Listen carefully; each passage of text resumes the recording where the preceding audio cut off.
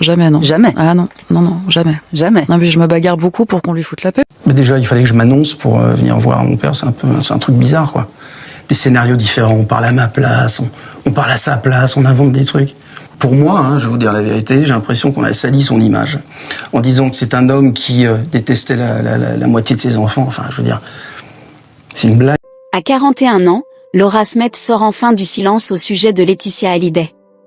Après des années de tensions, de batailles judiciaires et de blessures familiales exposées devant toute la France, elle semble aujourd'hui prête à raconter sa vérité.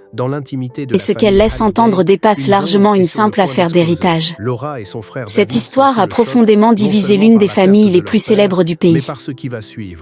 Une guerre intime devenue un feuilleton national, où le deuil s'est mêlé à l'argent, à la célébrité et aux rancœurs jamais apaisées. Tout commence en décembre 2017. La France entière pleure Johnny Hallyday. Les hommages se multiplient, les fans envahissent les rues, l'émotion est immense. Mais pendant que le pays fait ses adieux à son idole, une autre tempête se prépare dans l'ombre.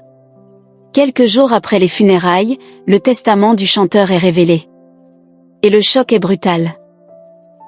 Le document, rédigé selon le droit californien, désigne Laetitia Hallyday comme unique héritière principale avec leur fille Jade et Joy.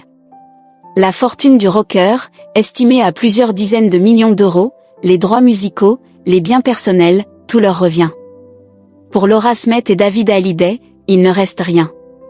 Pas même un souvenir officiellement transmis. Pour Laura, l'incompréhension est totale.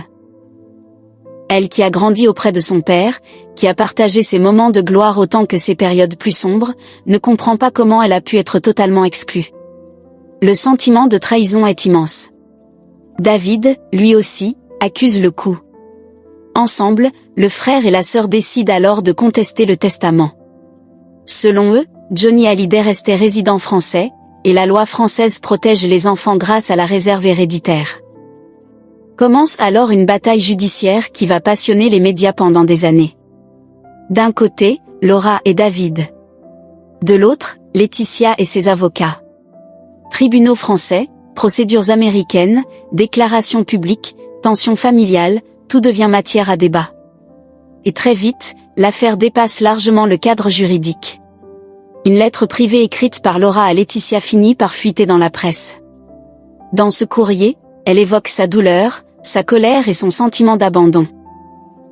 Des mots intimes, jamais destinés au public. Pour Laura, c'est une humiliation supplémentaire. Chaque semaine apporte son lot de révélations, de photos volées et de nouvelles polémiques. La famille Hallyday devient un sujet permanent dans les magazines et sur les plateaux télévisés.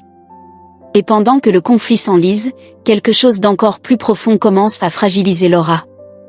Dans plusieurs interviews récentes, elle explique que cette guerre lui a coûté bien plus qu'un héritage. Selon elle, sa carrière a été impactée. Les propositions de rôle se font plus rares. Son image change dans le regard du public et du milieu du cinéma. Sur les réseaux sociaux, les attaques se multiplient. Certains la soutiennent, d'autres l'accusent d'avoir déclaré la guerre à la veuve de son père. La pression devient étouffante. Laura évoque des nuits blanches, une profonde solitude et la sensation permanente d'être observée et jugée. Non seulement elle doit affronter le deuil de son père, mais aussi une guerre familiale menée sous les yeux de toute la France. Puis, après plus de 2 ans de conflit, un accord finit par être signé. Nous sommes en 2020. Pour beaucoup, ce choix n'a rien d'un hasard. Et pourtant, quelque chose semble avoir changé chez Laura. Depuis plusieurs années, elle parle ouvertement de sa reconstruction personnelle. Sobre depuis plus d'une décennie, elle explique avoir profondément transformé sa manière de vivre. La spiritualité, la méditation et le besoin de paix intérieure occupent désormais une place centrale dans son équilibre. Elle affirme avoir cessé de répondre aux provocations et refuse désormais les conflits publics inutiles. À 41 ans, Laura Smet semble vouloir reprendre le contrôle de son histoire. Non plus comme une victime du passé, mais comme une femme capable de regarder ses blessures sans se laisser détruire par elles. Car derrière cette saga médiatique, il existe aussi quelque chose de profondément universel. Les héritages divisent souvent les familles. Les conflits autour des testaments, des souvenirs et des blessures anciennes existent partout, loin des caméras. La famille Hallyday n'a fait que vivre ce drame sous les projecteurs. Mais au milieu du chaos, une autre image apparaît aujourd'hui, celle d'une femme qui tente de se reconstruire malgré les fractures, malgré les silences et malgré les années de guerre familiale. La bataille judiciaire prend officiellement fin. Selon plusieurs informations relayées dans la presse, Laura Smith aurait obtenu environ 1,5 million d'euros tandis que David Hallyday aurait reçu une somme qu'il aurait ensuite reversée à sa sœur. Mais pour Laura, l'argent n'est pas l'essentiel. Elle récupère également plusieurs objets personnels de son père ainsi que les droits symboliques autour de la chanson Laura, écrite pour elle lorsqu'elle était enfant. Un morceau chargé d'émotions qui représente sans doute davantage qu'un héritage financier. L'accord contient aussi une clause importante, plus aucune prise de parole publique sur l'affaire. Officiellement, tout devait s'arrêter là. Mais les tensions ne disparaissent jamais vraiment. Entre 2020 et 2024, les rapports restent extrêmement froids.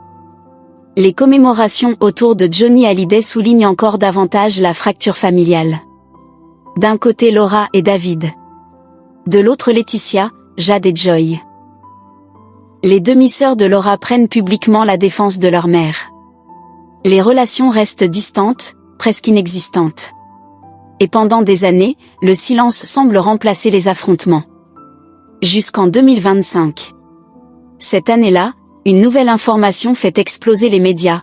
Laura Smith préparerait un projet de film inspiré de son histoire familiale et de son conflit avec Laetitia Hallyday. L'annonce provoque immédiatement de nombreuses réactions. Certains saluent son courage. D'autres l'accusent de rouvrir des blessures déjà profondes. Mais une question revient partout. Que compte-t-elle réellement révéler ? Le calendrier intrigue aussi.